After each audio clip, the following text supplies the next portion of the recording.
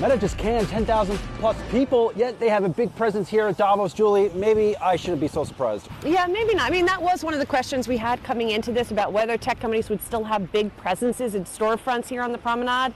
And the answer is they do. Well, speaking of big tech, it's been almost a year to the day since Microsoft announced the deal to acquire Activision Blizzard. The buyout would make it the world's third biggest gaming company by revenue, behind Tencent and Sony. But since then, the tech giant has faced a series of challenges to the proposed deal, not least of which from the FTC. But is there more opposition ahead? Yahoo Finance's Dan Howley has the details. Hey, Dan. Hi, Rochelle. That's right. The EU is preparing what's called a statement of objection.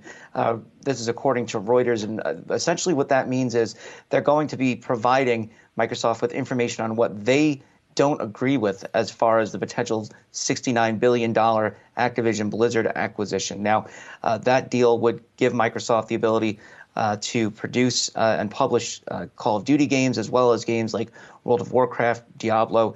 Sony, huge objections to this, as well as Google. The reason being is because Sony, in its own right, relies on sales of Call of Duty. They don't want Call of Duty taken off of the PlayStation platform. Now, from a business standpoint, it wouldn't make sense for Microsoft to do that at all. They would be cutting off their nose to spite their face just because of the sheer number of gamers there. Call of Duty made $1 billion in its first 10 days on the market recently. So it doesn't appear that they would end up taking it off the PlayStation platform. What Sony seems to really be concerned about is Microsoft's ability to put this in the cloud and put it on its own cloud gaming platform, which is under its Game Pass subscription service. Sony has its cloud gaming platform of its own. Microsoft's, though, is just beating it out as far as overall offerings and, frankly, performance.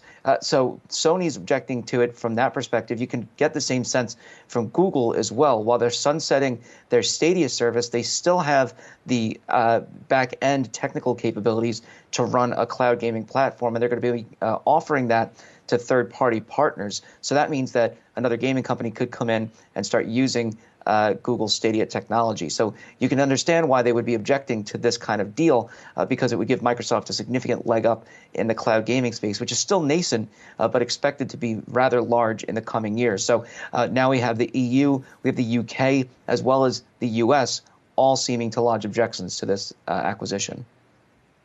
I mean, it's understandable given where the future of gaming is headed. Everyone wants to make sure they have a stake in it. A big thank you there, Dan Howley.